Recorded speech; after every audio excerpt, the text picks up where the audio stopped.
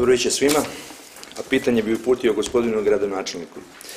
Kao što znate, ja sam već u nekoliko navrata pitao i protestirao u vezi zapošljavanja u gradsku upravu, a htio sam da se prerasporedi posao postojećeg kadra i sada je ponovo raspisan natječaj za višeg stručnog suradnika u upravnom odjelu za opće imovinsko-pravne odnose.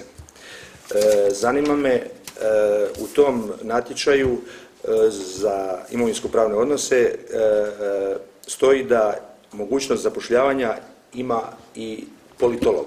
Pa me zanima, ako već se i moralo zapošljavati, zbog čega, kakav odnos politolog ima sa imovinsko-pravnim odnosima?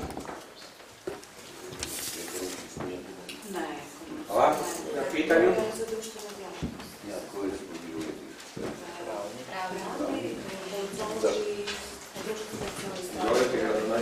Evo ja ću kratko reći koliko jesam upućen u popunjavanje ovog radnog mjesta.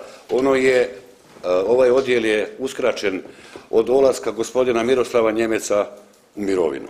I mi smo pokušali sa raznim kadrovima popunjavati na određeno vrijeme, za te kadrove nije bilo prigovora, mada sam ih uzeo onako popreko bez natječaja, a sad za raspisan natječaj nastaje veliki problem. Procedura je provedena, date su alternative i mogućnosti, pitao sam odjel koji su sve poslovi nepokriveni. A to je od naše web stranice, uređivanja, jer želimo da bude aktualizirana, prati se ritam, to je dosta poslova, ima i pravnog usmjerenja, odnosno potrebe, raznovrsnih poslova koje ti profili mogu provesti. I mogu vam reći da upravo taj politolog je bio savršen na testiranju i na usmenom ispitivanju u odnosu na sve ostale kadrove, pravne i tako dalje.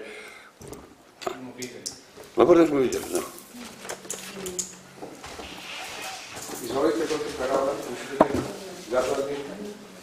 Pa nisam zadovoljan, zato što smatram da imamo 3 pravnika, a ovo što gospodin gradonačelnik kaže, uređivanje web stranice, pa to može se iz postojećeg kadra, bez daljnjega, imamo u gradu zaposleno puno mladih, educiranih ljudi koji su to mogli provesti.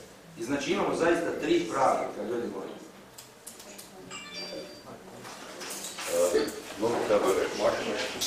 Uređenje web stranice nije pravni posao.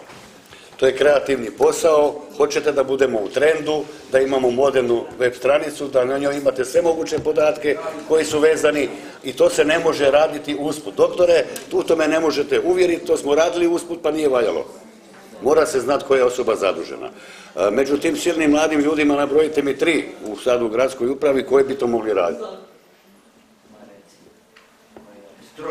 3, evo nabrojite 3 koji bi to po vašem mogli raditi. Ja ću reći jedno, na primjer, Ratko Vuković, vrlo sposoban mlad čovjek. Nemam vremena. Da, malo je to teže. Dobro, ajde, pitanje je ozbiljno, ja sam se malo i našalio, ali nema više ništa slučajno se ne može raditi, a da to bude uspješno. To znate i vi, i u vašem poslu, i u svakom drugom poslu.